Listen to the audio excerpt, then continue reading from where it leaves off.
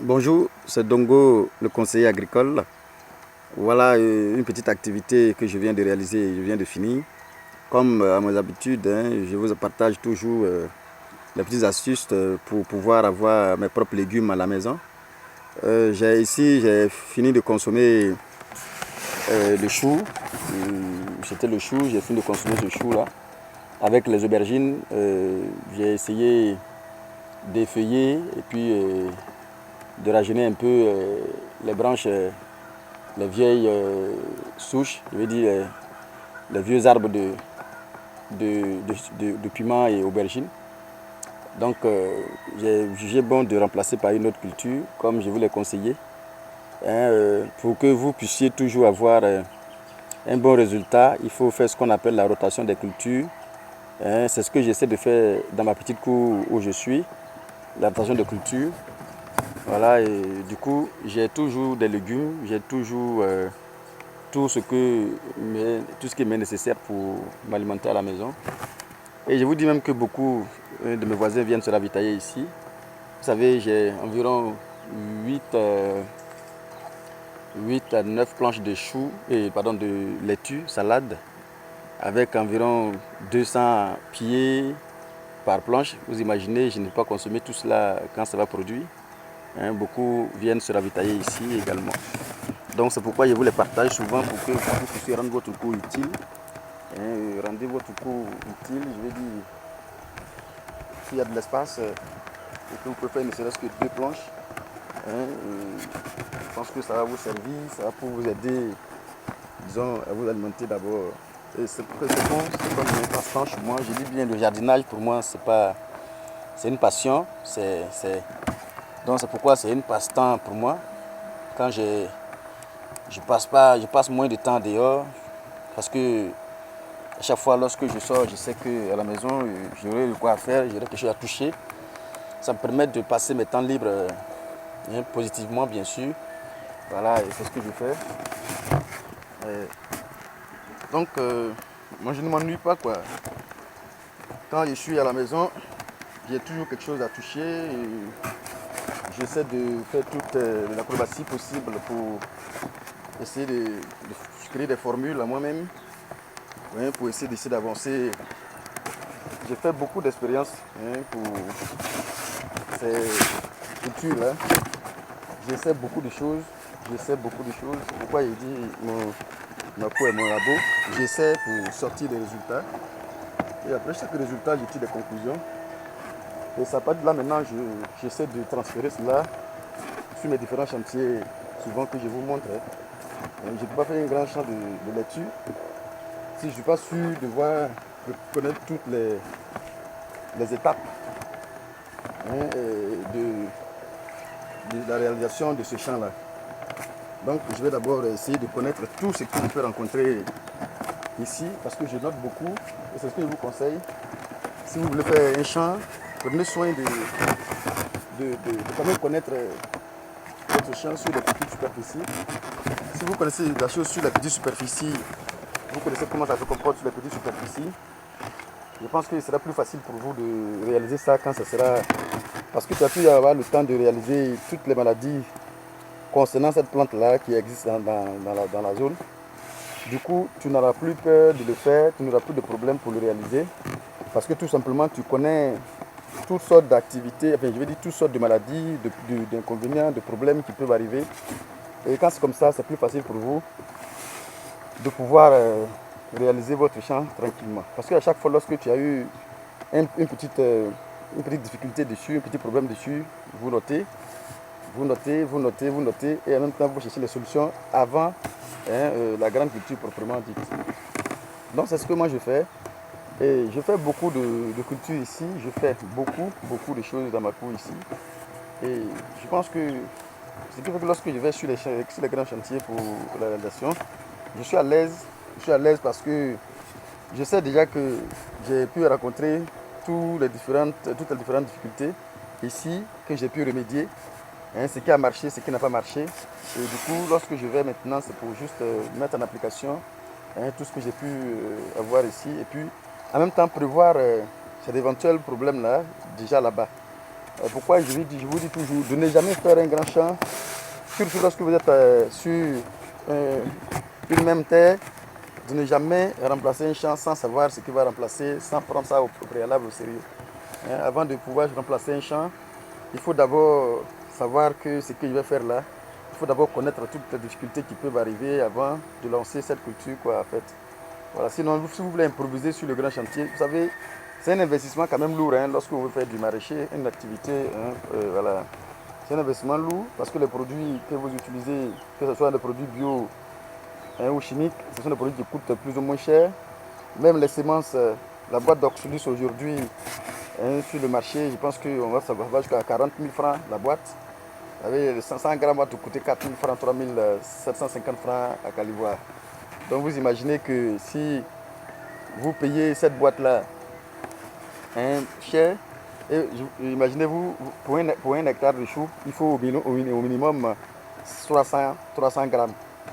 Imaginez-vous, vous allez mettre plusieurs milliers de francs dedans et vous allez voir ça en train de se fondre. Si tu ne connais pas ça, il faut quand même prendre soin de contacter ceux qui peuvent t'aider, les expérimenter surtout. Je ne dis pas forcément les techniciens formés, je dis les expérimenter. C'est surtout ceux-là qu'il faut rencontrer, ceux qui sont vraiment expérimentés dans le domaine pour vous aider réellement. Parce que les techniciens, ils vont venir encore spéculer. Ce sont des choses qu'ils ne peuvent pas réaliser. Ils vont regarder le papier pour vous dire des choses, mais le plus souvent, ça ne va pas vous aider réellement. C'est pourquoi je fais beaucoup d'expériences, beaucoup d'expériences.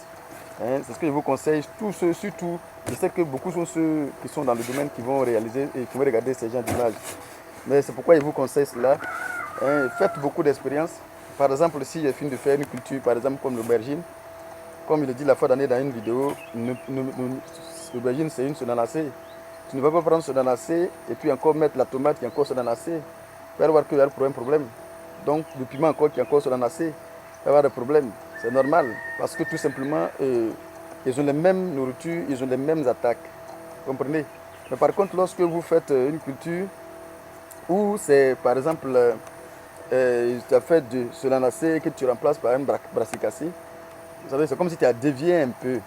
Voilà, ils n'ont pas les mêmes aussi éléments nutritifs qu'ils utilisent, les mêmes besoins nutritifs qu'ils utilisent. Donc du coup, c'est comme si ce même sol-là va t'aider. Maintenant, si tu prends une culture qui s'alimente de la même manière, vous allez voir que ce sont les mêmes éléments qu'il a alimentés qui sont partis. Donc, il n'y en a plus suffisamment dans le sol. Maintenant, quand tu prends une brassicacée, peut-être qu'il ne se nourrit pas forcément comme de son anacée, vous allez voir qu'il y a les éléments du brassicacée qui sont dans le sol qu'il va vraiment épuiser pour sa croissance et son développement. C'est pourquoi la rotation des cultures, c'est pour tout cela, c'est pour savoir connaître les besoins de chaque culture avant vraiment de se lancer. Comme il est dit, ici j'avais mis autre que, c'est ce que vous voyez là, ce sont les souches qui sont restées. Après avoir fini de feuiller, j'ai de recépage. Quand j'ai recépé, voici ce qui est en train de sortir. Mais en réalité, maintenant, je peux remplacer par une autre. La laitue par exemple. Donc voyez-vous, donc du coup, les éléments dont la laitue a besoin pour sa croissance diffèrent des éléments dont les aubergines, piments et autres ont besoin pour leur croissance. Donc du coup, je n'ai pas assez de soucis au niveau de leur alimentation. Vous comprenez? Donc c'est ce que j'ai fait. Je pense que c'est hier même j'ai fini de faire le replicage. J'ai fait la première vidéo pour vous montrer aujourd'hui. Et je ne vais pas vous montrer la fin, je vais vous montrer déjà le début pour que vous puissiez suivre ensemble l'évolution de ce champ-là. Je pense d'ici, parce que à compter d'ici, on fait 21 jours en réalité. Si le suivi est juste 21 jours, tout plus un mois, et puis on commence à s'alimenter, on commence à se nourrir de cela. Donc déjà, on prend le chrono en masse avec vous. Et puis bon, chaque 14 jours, je vous fais une vidéo pour voir l'évolution de notre champ à tous. Voilà, ça nous permet déjà, vous qui suivez, ça vous permet déjà de pouvoir faire un plan bien défini pour votre futur projet sur ces genres de choses-là. Je le fais pour ceux qui veulent éventuellement se lancer dans l'activité. Ces genres de vidéos concernent ceux qui veulent se lancer. Cela vous permet déjà d'avoir une idée nette de ce que vous voulez faire. Voilà, quand vous suivez une chaîne pareille, déjà ça vous permet déjà de connaître les étapes qu'il faut franchir pour pouvoir atteindre votre objectif. J'ai fait la vidéo, je n'attends pas. Vous pouvez laisser la vidéo puis faire des montages. non, c'est pas juste. Pour moi, c'est pas juste. Je fais une vidéo naturelle que je vous présente. Et 14 jours après, vous pouvez me noter quelque part la vidéo. 14 jours après, je vous montre le même champ. Du coup, avec beaucoup de véracité, vous voyez un peu avec moi, vous suivez avec moi clairement et naturellement. Devant, éventuellement, si vous voulez maintenant mettre votre champ en place, ça vous sera plus facile pour vous de pouvoir vous engager parce que vous savez, vous avez suivi de loin une activité de manière chronométrée. Voilà, déjà comment ça fonctionne. Et déjà quand vous vous lancez, vous savez déjà que voici comment ça fonctionne. La pépinière a duré que 21 jours sur planche. Voilà, mais 21 jours parce que je pouvais même commencer à parler de 14e jour, bien 15e jour. Mais j'étais en formation, donc du coup, j'ai fait une semaine de formation quelque part. Alors donc du coup, j'étais obligé d'attendre jusqu'à ce que j'arrive pour pouvoir commencer le piquage. Je suis venu dimanche. Alors donc j'ai commencé le piquage aujourd'hui, j'ai fini ça hier soir. Donc c'est un peu, voilà, c'est un peu comme ça. À la date, je parle de dimanche, à la date d'aujourd'hui. Je ne sais pas à quel moment vous allez regarder la vidéo. Voilà, donc c'est un peu ça que je voulais vous montrer. Vous montrer un peu comment j'arrive à avoir des légumes à la maison, comment j'utilise ma cour pour éviter que ça soit un fardeau pour la dame. La cour quand même est un peu grande. Donc si je vais laisser tout cela balayer chaque matin, midi, soir, pour encore avoir des gazons que je vais tondre à chaque fois, je préfère m'alimenter avec cette surface-là. Je vous dis aussi que je fais des designs de cours, mais moi j'ai décidé de ne pas faire de l'esthétique c'est de manière personnelle. Maintenant, pour ceux qui veulent faire du design réellement, je peux faire une maquette du design que vous pouvez mettre dans votre cours, à mélanger avec des gazons et autres. Je pense que ça sera très joli. On peut même ne pas faire comme je l'ai fait. On peut même faire de manière hors sol, mais du moins quand du hors sol, pas en sachet forcément, mais il y a une forme de hors sol qu'on peut mettre en place. Voilà, pour laisser toujours votre gazon ou bien pour créer un beau design sur vos gazons. Ça peut se faire pour que ça soit un passe-temps chez vous aussi. Voilà, pour ceux qui veulent le faire, vous pouvez me contacter, je vous fais un design et puis du coup on va presser ça ensemble et puis on va mettre ça en place tout simplement. Voilà, donc un peu ça, je vais vous montrer ce matin pour essayer de vous montrer un peu comment je travaille ici. Ici, je le fais pour juste pour montrer comment on peut manipuler une même terre, un même sol pour plusieurs fois. Toujours en rentabiliser ça sans même réellement utiliser des engrais chimiques. Regardez ce que j'ai essayé de faire ici. Tout ce que je vois comme matière organique, regardez, tout ce que je rencontre comme matière organique, je soulève et je jette dans le jardin. Tout ce que je vois comme matière organique, je viens et je jette dans le jardin. Donc, du coup, après, quand je finis, en remuant ce même sol, vous allez voir que tout ce qui est matière organique va s'enfouir dans le sol avec. Donc ça va se décomposer et la décomposition va devenir encore de l'humus qui va se transformer en sel minéreux pour pouvoir alimenter cette plante-là. Donc je crée toujours de l'alimentation future pour les plantes à venir. C'est pourquoi j'ai toujours fait ce genre de choses. Vous allez voir, tout ce qui est là a été enfoui déjà par haute matière organique qui est déjà à l'intérieur. Voyez-vous? Donc c'est ma manière à moi de travailler sur ce même sol pendant plusieurs cycles et puis sans toutefois vraiment avoir des problèmes de besoin au niveau de mes plants. Voilà. Donc voici ce que je vous partage pour que vous aussi cela puisse vous servir à la maison. Moi j'ai dit à la maison ici, pourquoi? Parce que c'est ce que je fais.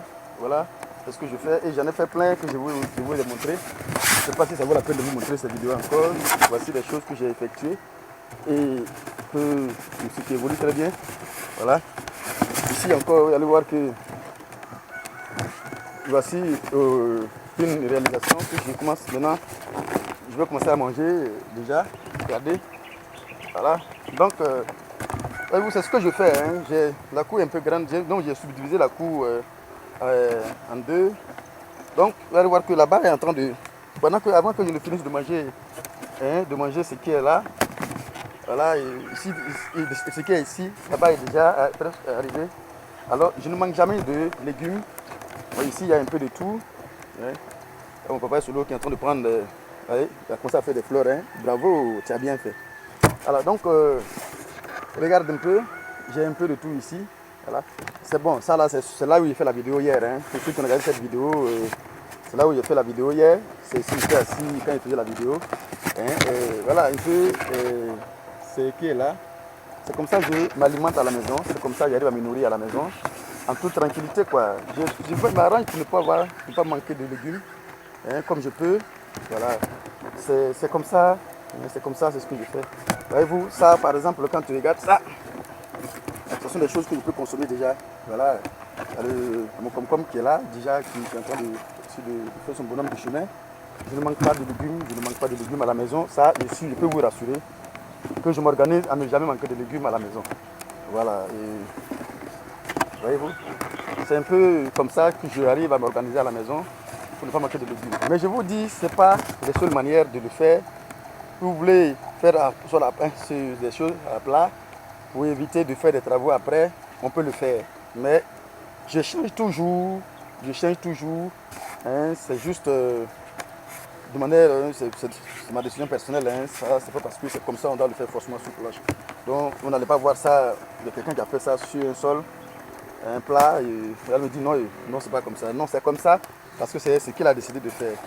Et ça aussi c'est une belle technique pour ne pas laisser des formes boulantes, hein, dans le jardin après. Vous allez voir qu'après lorsque vous allez finir, on sera obligé de travailler encore ce sol là, hein, parce que ça va laisser des formes boulantes dans le jardin. Et une cour qu'on veut vraiment laisser l'esthétique, on ne peut pas faire de planches dans la cour quand même. Mais ici, je le fais, de manière personnellement, je le fais. Voilà, parce que je sais que je vais travailler à chaque fois sur ce sol là, quoi. Voilà, donc c'est un peu ça, je vais vous présenter comme vidéo ce matin pour vous montrer un peu comment j'essaie de changer les choses au fur et à mesure, avoir ma nourriture personnelle à la maison. Et je pense que vous aussi, vous pouvez faire pareil. Merci. Alors c'est le même Dongo. Dongo, maintenant j'ai changé, j'ai dit le technicien agricole parce que je ne fais pas que du maraîcher. Je fais aussi tout ce qui concerne les autres cultures, même pérennes, palmiers et autres. Voilà, je fais presque toutes les cultures. Alors je préfère ne pas me spécialiser dans une autre spéculation. Alors, donc je vous demande encore une fois de vous abonner à cette chaîne parce que cette chaîne va toujours vous sortir des choses qui peuvent vous aider dans tout ce que vous voulez faire. Voilà. Par exemple, celui qui a regardé cette vidéo, qui veut vraiment approfondir cela, on a WhatsApp, vous pouvez me contacter sur mon WhatsApp tout simplement. On va s'aider. Je pense que ce sont des choses qu'on peut faire pour s'aider, hein, tranquillement. Voilà, je pense que ce sont des choses qu'on peut faire, quoi. Donc, vous pouvez me contacter, on peut vraiment s'aider facilement. Alors, à bientôt pour une autre vidéo. Et à très bientôt pour une autre vidéo. Abonnez-vous à cette chaîne, hein, pour permettre que beaucoup de personnes puissent voir la chaîne. C'est une chaîne débutante. Abonnez-vous et puis surtout, disons, proposez ça à vos amis qui vont aussi, eux aussi, vraiment bénéficier de toutes ces petites techniques-là, ces astuces. C'est pas tout le monde, si vous pouvez connaître. Malheureusement, c'est pas tout le monde qui connaît. Hein. Vous voyez, vous dire, oh, ça c'est plus facile, ce sont des choses qu'on peut faire. Mais il y a des gens qui ont besoin de ces petites connaissances-là pour pouvoir se rassurer, pour se lancer. Donc, dans ce cas, quand vous avez une petite possibilité de les aider, n'évitez pas de le faire. C'est votre manière de contribuer pour leur épanouissement. N'évitez pas de le faire. C'est minime pour certaines personnes, mais c'est très important pour d'autres. Donc, du coup, vous allez voir que quand vous posez une action, ne pensez pas que cette action-là n'a pas de sens.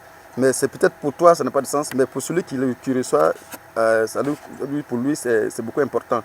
Voilà, donc je vous conseille de vous abonner et de proposer cela à d'autres personnes qui vont vraiment peut-être pouvoir les aider. Merci, à bientôt pour une autre vidéo.